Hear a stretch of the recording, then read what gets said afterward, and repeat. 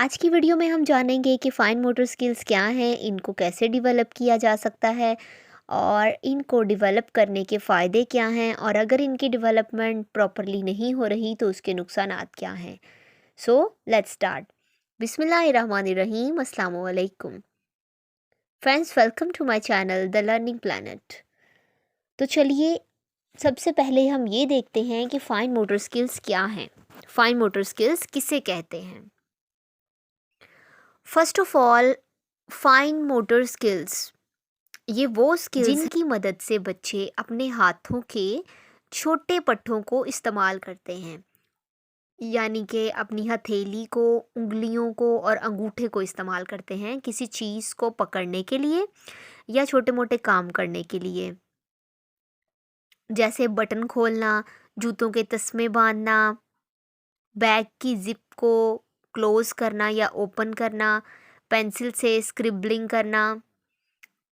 अगर तो ये स्किल्स वक्त के साथ सही तरह से डेवलप हो रही होंगी तो बच्चे की गिरफ्त अच्छी होगी।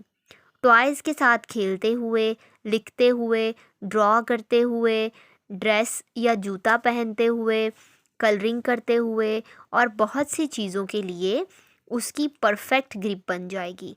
और फिर जब राइटिंग की स्टेज पर आएगा बच्चा तो अच्छी और मुकम्मल गिरफ्त से ही वो राइटिंग भी अच्छी कर सकेगा।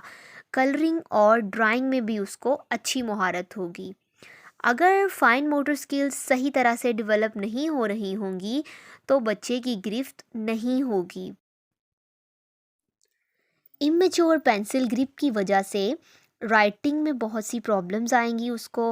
हैंड राइटिंग मेसी, स्लो और पुअर होगी और वो खाने पीने में भी जल्दी इंडिपेंडेंट नहीं हो पाएगा। चलिए अब हम ये देखते हैं कि कैसे और कौन सी स्किल्स को डेवलप करना है। जब बेबी छोटा सा होता है, तकरीबन 6 मंथ्स का, तो सबसे पहली जो उसकी ग्रिप होती है वो फिंगर्स को पकड़ता है। पेरेंट्स की, अपनी मदर की या फादर की, कोई भी उसको अपनी फिंगर पकड़ाए तो वो उसको पकड़ने की कोशिश करता है। ये गिरफ्त 1 मिनट या उससे भी कम की होती है। उसके बाद 6 to 12 मंथ्स की एज में वो हर चीज़ को देखता है और पकड़ने की कोशिश भी करता है। टॉयज़ को पकड़ता है, किसी के भी बाल पकड़ने की कोशिश करता है और चीज़ों को पकड़ने के लिए वो पिंसर ग्रिप को यूज़ करता है। पिंसर ग्रिप क्या होती है? अंगूठे और उंगली की मदद से चीज़ों को पकड़ना पिंसर ग्रिप कहलाता है। अपनी हथेली और उंगलियों की मदद से वो पेंसिल या स्पून को भी पकड़ता है।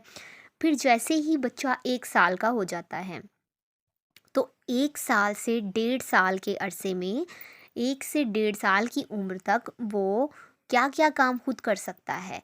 वो फीडर को खुद पकड़ लेता है, वो फीडर को खुद पकड़ना सीख जाता है, स्पून को पकड़कर खाने की कोशिश करता है, ब्लॉक्स को जोड़ता है, बुक्स के पेजेस को 2 2 या फिर 3 3 करके पलटने की कोशिश करता है, पेंसिल को पकड़कर स्क्रबलिंग भी करता है और अपनी 2 उंगलियों की मदद से पेंसिल को वो पकड़ने की कोशिश करता है। फिर 2 से 3 साल की उम्र में वो क्रेयॉन्स को 2 उंगलियों से पकड़ता है और बुक्स के पेजेस को एक एक करके पलटना सीख जाता है। प्ले डो से खेलना सीख लेता है और खुद खाना खाने की कोशिश करता है, बल्कि किसी हद तक कामयाब भी रहता है। अब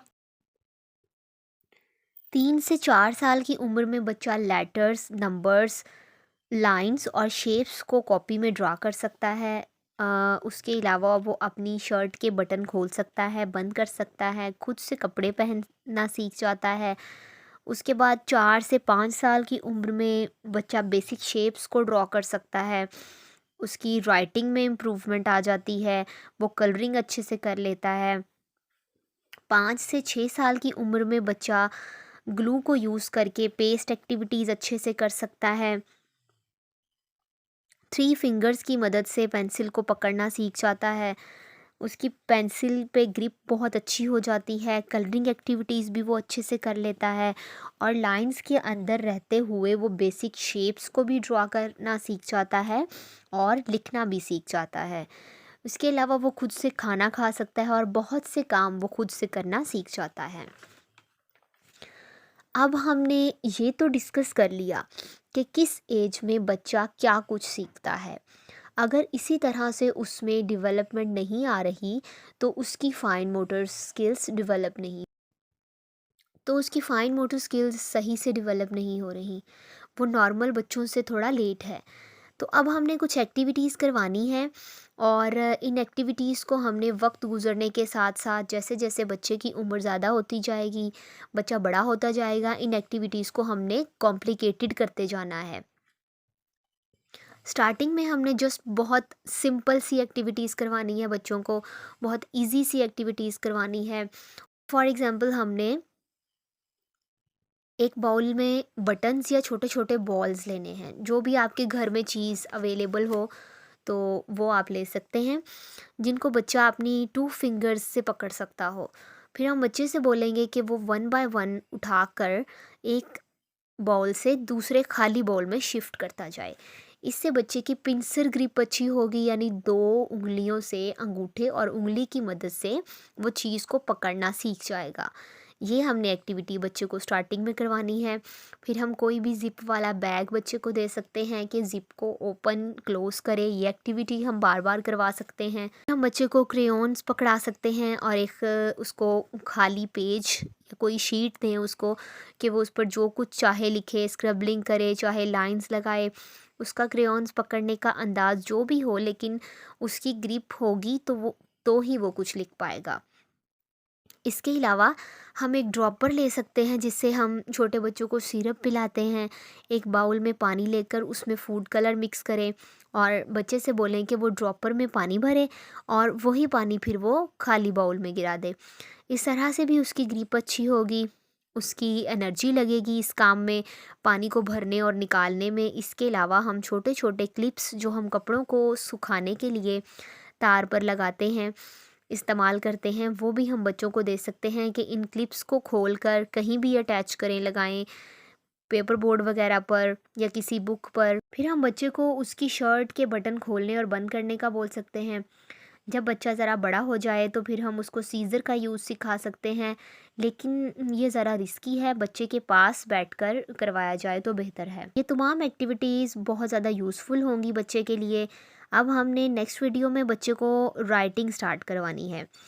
जब हम बच्चे को फाइन मोटर स्किल्स की एक्टिविटीज़ प्रॉपरली करवा लेंगे, उसकी ग्रिप अच्छी हो जाएगी पेंसिल को पकड़ने में, दूसरी चीज़ों को पकड़ने में, तो फिर हम उसको राइटिंग की तरफ लेकर आएंगे। मरहला क्या है और कहाँ